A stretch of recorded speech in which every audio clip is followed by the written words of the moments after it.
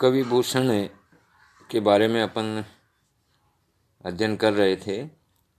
कवि भूषण का अगला पद है, अति सौंदर्य भरी सूक्ष्म सुख हरि मुख ऊपर आई रही अलके, कवि भूषण अंग नवीन विराजत मोतिन माल हिये झलके, उन दौन की मनसा मनसी नित होत नई ललना ललके, भरी भाजन बहार जात मनो मुस्कानी किंदो छवि की छलके।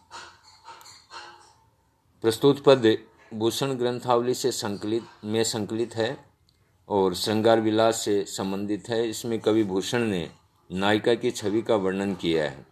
कवि भूषण कहते हैं कि उस नायिका के अंगों में यौवन की सुगंध युक्त सुषमा व्याप्त है और उसके सुरम में मुख के ऊपर लटें अर्थात केश राशि बिखर रही हैं।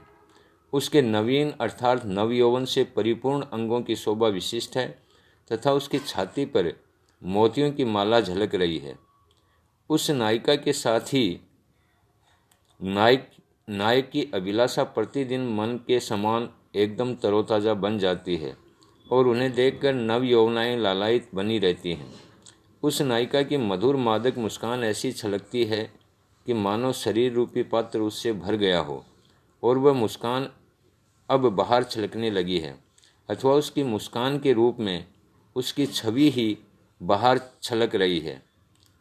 प्रस्तुत पद में श्रृंगार चित्रण के रूप में नवयौवना नायिका के अंग सौंदर्य का चित्रण किया गया है।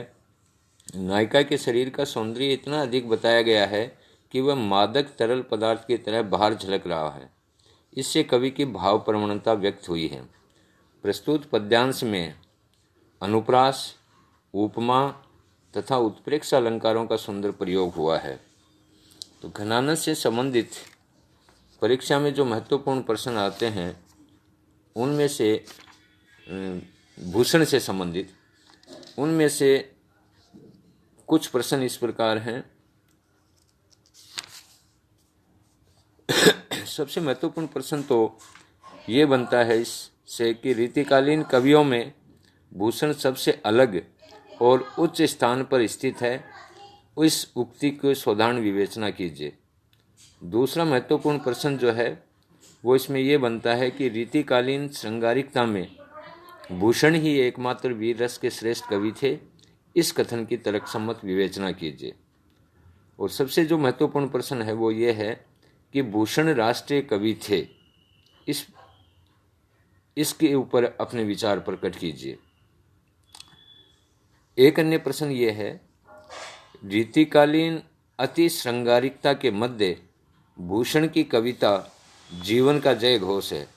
इस कथन के आलोक में भूषण के काव्य की विशेषताएं बताइए। तो महत्वपूर्ण जो प्रश्न है वो ये है कि भूषण राष्ट्रीय कवि किस रूप में थे, और कई आलोचक जो हैं वो भूषण के ऊपर धार्मिकता का भी आरोप लगाते हैं, सांप्रदायिकता का भी आरोप लगाते हैं। लेकिन भूषण के समय जो परिस्थितियां थी उसको देख कर के ऐसा लगता है कि भूषण की जो है वो तात्कालीन परिस्थितियों के हिसाब से आलोचना की जानी चाहिए, क्योंकि उस समय औरंगजेब जैसे धर्मांध व्यक्ति जो है वो भारत का बादशाह था और उन्होंने जो भारत के जो निवासी हिंदू थे उनके ऊपर उन्होंने घोर अत्याचार किए थे।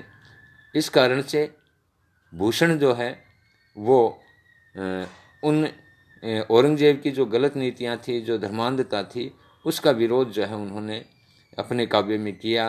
और उस समय औरंगजेब के विरोध में जो दो राष्ट्रीय चरित्र थे, शिवाजी और छत्रसाल, वो इन राजाओं के भूषण जो हैं वो दरबारी कवि थे और ये दोनों राजा जो हैं औरंगजेब की धार्मिकता का विरोध कर रहे थे।